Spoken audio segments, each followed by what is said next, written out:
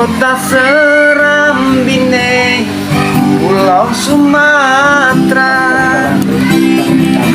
Untuk Expo Lampung Selatan, kita sekarang berada di rumah beliau, Mas Timi Alexander. Ya. Selamat siang Mas Timi. Selamat siang, Bung Kamini. Ya.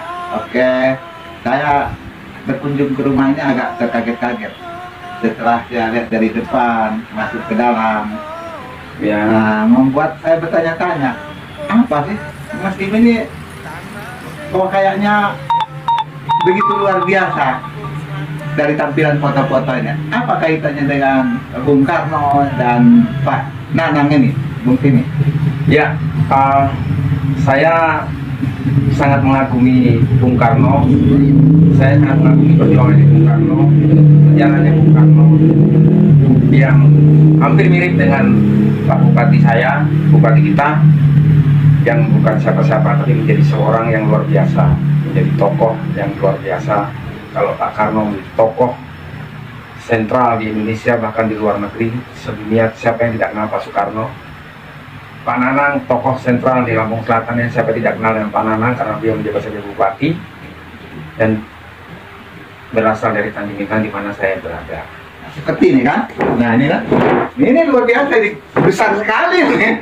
Ya, saya tampilan ini. Iya, itu ada Garuda jadi. Garuda. Kemudian saya lihat bukan ini saja, ternyata di situ juga itu. Ini. Ya, ini logo sangat legenda ini. Kata-kata Bung Karno ini, perjuanganku lebih mudah karena melawan penjajah, perjuangan lebih sulit karena melawan bangsamu sendiri. Nah, kemudian di luar itu saya lihat ada juga. Nah, yang luar biasa lagi nih, Pak. Nah, ini kan motivasi itu tadi. Nah, ini kan, ini saya semakin apa sih yang diharapkan oleh Pak Mas Timi ini? Apakah hanya sekedar hobi gitu kan? Nah, tapi setelah keterangan tadi ya sangat luar biasa. Apa harapan-harapan Mas Timi terhadap Lampung Selatan yang mempunyai tokoh yang luar biasa seperti ini? Ya, harapannya ke depan muncul generasi-generasi baru, generasi-generasi berikutnya yang memang mau belajar dari sejarah yang sudah ada. Seperti prinsipnya Pak Soekarno, Insinyur Soekarno, presiden pertama kita, jas merah, jangan sekali-sekali melupakan sejarah. Nah, artinya harapan saya pribadi segera muncul generasi-generasi yang mempunyai motivasi seperti beliau ini, seperti Pak Soekarno, bahkan seperti Pak Jokowi. Mereka tuh lahir dari orang biasa, tetapi menjadi luar biasa. Nah, ini kan tokoh-tokoh seperti beliau ya, Pak Nanang ya kan. Kemudian seperti di Jawa Timur itu ada Wali Kota Surabaya Bu Risma, kemudian Mas Ganjar, kemudian di Solo saya lihat juga muncul Mas Gibran, kemudian banyak lagi yang lain-lain muncul sebagai kader-kader yang muncul di era ini. Ini bagaimana? Siapa yang memunculkan ini?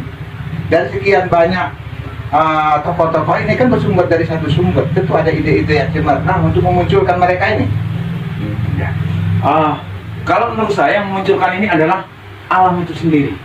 Alam yang sudah mendesain sedemikian rupa sehingga muncullah tokoh-tokoh yang memang pro dengan rakyat, tokoh-tokoh yang memang lahir dari rakyat dan untuk rakyat itu sendiri. Tapi kan nggak mungkin muncul kalau nggak ada misalnya suatu figur yang mempunyai ide-ide cemerlang untuk memunculkan ini. Contohnya banyak tokoh-tokoh yang lain di kelompok mereka nggak muncul orang-orang itu, tapi di kelompok ini kan muncul. Nah, ini yang menarik, Abang.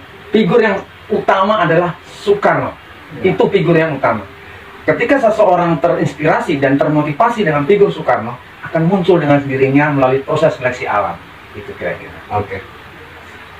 Terima kasih. Jumpa kita, tentu sesuatu akan muncul tidak begitu saja, tapi mengalami proses-proses panjang dan ada di balik itu kekuatan yang luar biasa. Saya tak berani mengeluarkan pendapat siapa yang mengeluarkan ini, tapi tentu Anda tahu siapa dia.